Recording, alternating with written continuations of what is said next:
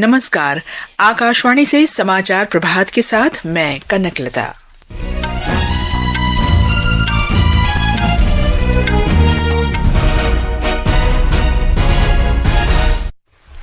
प्रधानमंत्री नरेंद्र मोदी महिलाओं को आत्मनिर्भर बनाने के लिए आज वीडियो कॉन्फ्रेंस के माध्यम से बिहार में मुख्यमंत्री महिला रोजगार योजना का शुभारंभ करेंगे। MiG-21 लड़ाकू विमान 62 वर्ष की सेवा के बाद आज वायुसेना से सेवानिवृत्त होंगे। विदेश मंत्री डॉक्टर एस जयशंकर ने आतंकवादी गतिविधियों को कतई बर्दाश्त न करने पर बल दिया। आतंकवादियों के खिलाफ प्रतिबंधों को लागू करने में दुनिया के दोहरे मानदंडों की आलोचना की।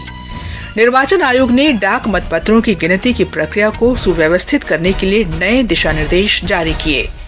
सरकार ने विदेशी अंशदान विनियमन अधिनियम के उल्लंघन के कारण सोनम वांगचुक के संगठन का FCRA प्रमाण पत्र रद्द किया। फलस्तीन के राष्ट्रपति ने हमास की निंदा की, कहा शांति योजना पर अमेरिका के साथ सहयोग करने को तैयार। और एशिया कप 2020 क्रिकेट में पाकिस्तान ने बांग्लादेश को हराकर फाइनल में प्रवेश किया। खिताबी मुकाबला भारत के साथ। अब समाचार विस्तार से। प्रधानमंत्री नरेंद्र मोदी आज वीडियो कॉन्फ्रेंस के माध्यम से बिहार में मुख्यमंत्री महिला रोजगार योजना की शुरुआत करेंगे। प्रधानमंत्री कार्यालय ने एक बयान में कहा है कि इस पहल का उद्देश्य महिलाओं को आत्मनिर्भर बनाना और रोजगार तथा आजीविका के अवसरों के माध्यम से महिला सशक्तिकरण को बढ़ावा देना है। बिहार सरकार ने कहा है कि मुख्यमंत्री महिला रोजगार योजना महिलाओं को आत्मनिर्भर और सशक्त बनाने में मददगार साबित होगी। हमारे संवाददाता ने बताया है कि योजना के अंतर्गत ग्रामीण और शहरी दोनों क्षेत्रों में सशक्त महिला समृद्ध बिहार के संकल्प को पूरा किया जाएगा।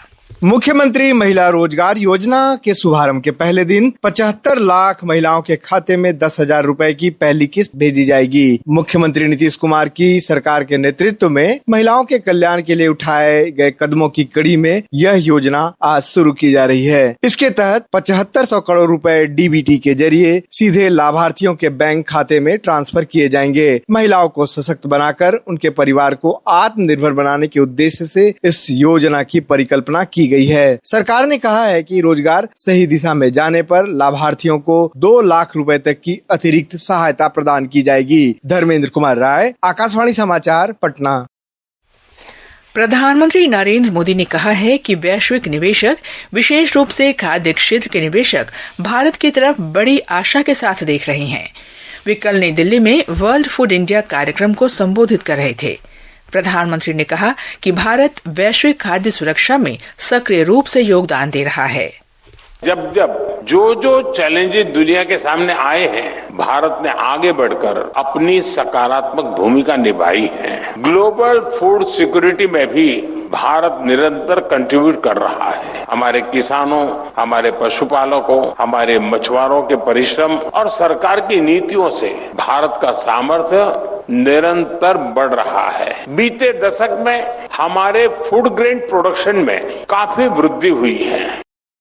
भारतीय वायुसेना आज चंडीगढ़ में MiG-21 विमान को विदाई देगी। समारोह 60 वर्ष से भी अधिक समय तक देश की सेवा करने वाले इस विमान के एक युग के अंत का प्रतीक है।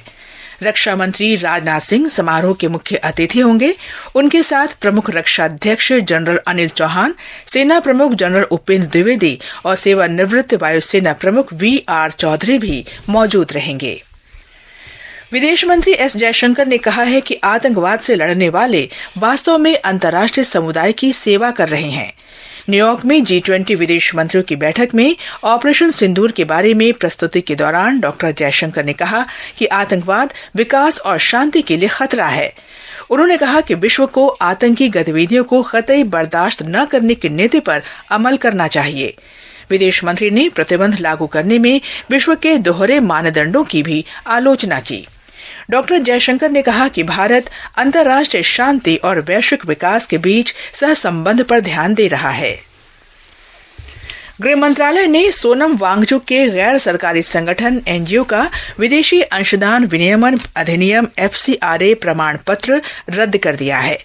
आधिकारिक सूत्रों के अनुसार सोनम वांगचुक की संस्था पर विदेशी अंशदान विनियमन अधिनियम 2010 के उल्लंघन का आरोप है। बताया गया है कि वर्ष 2021-22 में संस्था के FCRA खाते में 3.5 लाख रुपए की राशि जमा की गई थी। इसके अतिरिक्त एक स्वीडिश दानदाता से 4,93,205 रुपये प्राप्त हुए थे। मंत्रालय का कहना है कि राष्ट्र के संप्रभुता और राष्ट्र हित से जुड़े अध्ययन के लिए विदेशी अंशदान लेने की अनुमति नहीं है। इसी आधार पर गृह मंत्रालय ने अपने विशेषाधिकार का उपयोग करते हुए NGO का FCRA पंजीकरण प्रमाण पत्र तत्काल प्रभाव से रद्द करने का आदेश जारी किया है। ये समाचार आकाशवाणी से प्रसारित किए जा रहे हैं। ताज़ा समाचार जानने के लिए आप हमारे सोशल मीडिया हैंडल X@ या AR न्यूज हिंदी को फॉलो कर सकते हैं। समाचार प्रभात में आपका फिर स्वागत है। निर्वाचन आयोग ने चुनावों में पारदर्शिता और दक्षता बढ़ाने के लिए डाक मतपत्रों की गिनती प्रक्रिया में महत्वपूर्ण बदलाव किए हैं। अभी तक EVM की गिनती डाक मतपत्रों की गिनती से अलग होती थी। ये कभी-कभी डाक मतपत्रों की पूरी गिनती होने से पहले ही समाप्त हो जाती थी। इससे प्रक्रिया में एक रूपता को लेकर भ्रम और प्रश्न उठते थे। इस समस्या के समाधान के लिए निर्वाचन आयोग ने ये अनिवार्य कर दिया है कि EVM वीवीपैट की गिनती का दूसरा अंतिम दौर सभी डाक मतों की गिनती के बाद ही शुरू होगा। इससे मतगणना की दोनों विधियों के बीच एक रूपता सुनिश्चित होगी और विसंगति की संभावना समाप्त हो जाएगी। प्रधानमंत्री नरेंद्र मोदी के नेतृत्व में सरकार सेवा और सुशासन के मंत्र से प्रेरित होकर परिवर्तन तथा प्रगति लाने के लिए अथक प्रयास कर रही है। इस विशेष श्रृंखला सेवा पर्व में आज हम आपको बता रहे हैं कि कैसे मोदी सरकार ने भारत के बढ़ते ई-गवर्नेंस इकोसिस्टम के माध्यम से शासन को एक सहज, पारदर्शी और समावेशी डिजिटल अनुभव में बदल दिया है।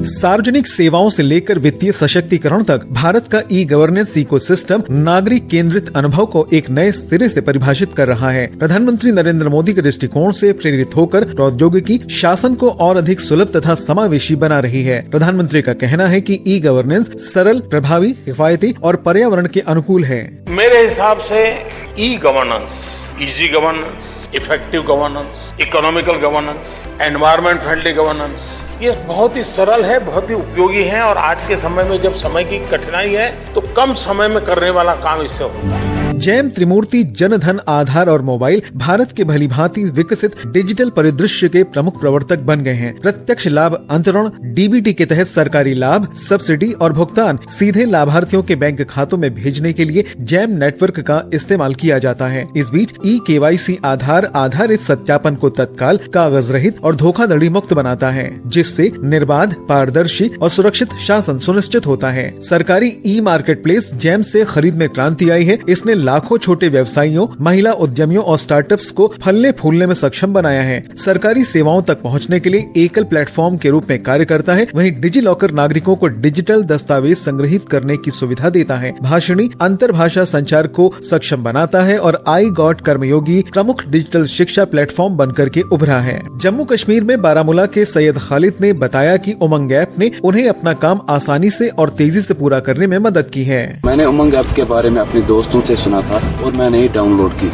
उमंग ऐप मुझे बहुत ही फायदेमंद लगी। उमंग ऐप से मैं घर बैठे बैठे अपने काम आसानी से कर पाता हूँ। प्रौद्योगिकी अब सरकार और जनता के बीच सेतु बन गई है। ये सभी प्लेटफॉर्म मिलकर सुनिश्चित करते हैं कि शासन काउंटरों और गलियारों तक सीमित न रहे, बल्कि डिजिटल रूप से समावेशी और पारदर्शी ढंग से भारत के प्रत्येक नागरिक तक पहुँचे। समाचार कक्ष से निखिल कुमार।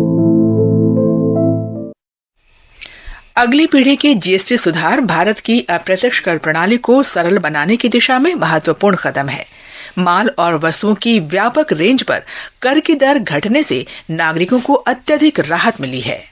वस्तु एवं सेवा कर परिषद ने अप्रत्यक्ष कर प्रणाली में व्यापक सुधारों को मंजूरी देते हुए इसे आम लोगों और अर्थव्यवस्था के प्रमुख क्षेत्रों के लिए अधिक सरल और लाभकारी बना दिया है। अब तक लागू होने वाले 5, 12, 18 और 28% की 4 स्तरीय संरचना को घटाकर केवल 5 और 18% की 2 स्तरीय संरचना कर दी गई है। इसके साथ ही तंबाकू और विलासिता की वस्तुओं जैसे चुनिंदा वस्तुओं पर 40% का अतिरिक्त स्लैब लगाया गया है। परिषद का कहना है कि दरों का यह युक्ति जीएसटी संगतिकरण आम आदमी, श्रम प्रधान उद्योगों, किसानों, कृषि, स्वास्थ्य क्षेत्र और अर्थव्यवस्था के अन्य चालकों को राहत देगा। नए ढांचे के तहत कई आवश्यक खाद्य पदार्थ जैसे अति उच्च तापमान वाला दूध, छेना, पनीर, पिज्जा, ब्रेड और चपाती को पूरी तरह कर मुक्त कर दिया गया है। इससे रोजमर्रा की जरूरतें और सस्ती होंगी। कृषि क्षेत्र को बड़ी राहत देते हुए ट्रैक्टर, कटाई मशीनरी और खाद बनाने वाली मशीनों जैसे उपकरणों पर जीएसटी 12 से घटाकर 5% कर दिया गया है। वहीं 350 सीसी तक के 2 पहिया वाहनों पर जीएसटी 28 से घटाकर 18% कर दिया गया है, जिससे निम्न मध्यम वर्गीय परिवारों, युवा पेशेवरों और गिग श्रमिकों को सस्ता परिवहन उपलब्ध होगा। आकाशवाणी से बातचीत में दिल्ली निवासी अभय प्रताप ने सरकार के इस कदम का स्वागत किया है। मैं अभी अपने लिए जीएसटी दरों में कटौती होने के कारण जो 28% से 18% हुआ है, अपने लिए बाइक लेने जा रहा हूँ इस दिवाली में। सरकार का मैं तहे दिल से बहुत बहुत धन्यवाद करता हूँ कि इन्होंने मिडिल क्लास फैमिली के लिए बहुत बड़ा कदम उठाया है। नई पीढ़ी के जीएसटी सुधारों से आम लोगों को बड़ी राहत मिलेगी। नितिका गुप्ता, आकाशवाणी समाचार, नई दिल्ली। फलस्तीन के राष्ट्रपति महमूद अब्बास ने हमास की आलोचना की है। उन्होंने संयुक्त राष्ट्र के समर्थन वाली शांति योजना पर अमेरिका के राष्ट्रपति डोनाल्ड ट्रंप के साथ मिलकर काम करने की इच्छा व्यक्त की। संयुक्त राष्ट्र महासभा में शामिल होने से रोके जाने के बाद वीडियो के माध्यम से श्री अब्बास ने संबंधित भूमि पर फलस्तीन का दावा दोहराया। एशिया कप 2020 क्रिकेट प्रतियोगिता में कल दुबई में सुपर 4 के मैच में पाकिस्तान ने बांग्लादेश को 11 रन से हराकर प्रतियोगिता के खिताबी मुकाबले में अपनी जगह बनाई। रविवार को फाइनल में उसका सामना भारत से होगा। और अब आज के समाचार पत्रों की सुर्खियों के साथ हैं रवि कपूर। धन्यवाद कनकलता। जीएसटी सुधार जारी रहने संबंधी प्रधानमंत्री का बयान आज के अखबारों की प्रमुख खबर है। करों का बोझ और घटेगा, बढ़ेगी बचत, दैनिक जागरण की पहली हेडलाइन है। पत्र लिखता है, प्रधानमंत्री ने दिया आत्मनिर्भरता का मंत्र, कहा किसी देश पर निर्भर रहना अब मंजूर नहीं। पंजाब केसरी लिखता है, जीएसटी दरें और कम होंगी। जनसत्ता की भी ऐसी ही सुर्खी है। भारत के पहली बार ट्रेन से अग्नि प्राइम मिसाइल दागने पर कामयाबी शीर्षक से राजस्थान पत्रिका लिखता है, चुनिंदा देशों के क्लब में शामिल हुआ भारत।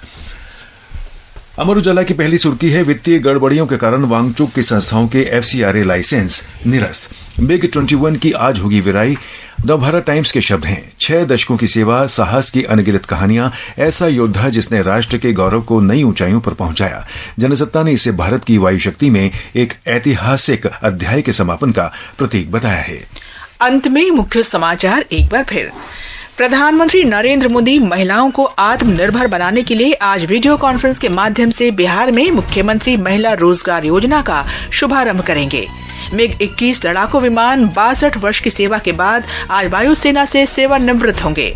विदेश मंत्री डॉक्टर एस जयशंकर ने आतंकवादी गतिविधियों को कतई बर्दाश्त न करने पर बल दिया। आतंकवादियों के खिलाफ प्रतिबंधों को लागू करने में दुनिया के दोहरे मानदंडों की आलोचना की।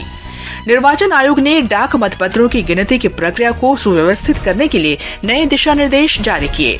सरकार ने विदेशी अंशदान विनियमन अधिनियम के उल्लंघन के कारण सोनम वांगचुक के संगठन का एफसीआरए प्रमाण पत्र रद्द किया। इसके साथ ही समाचार प्रभात का ये अंक समाप्त हुआ। नमस्कार।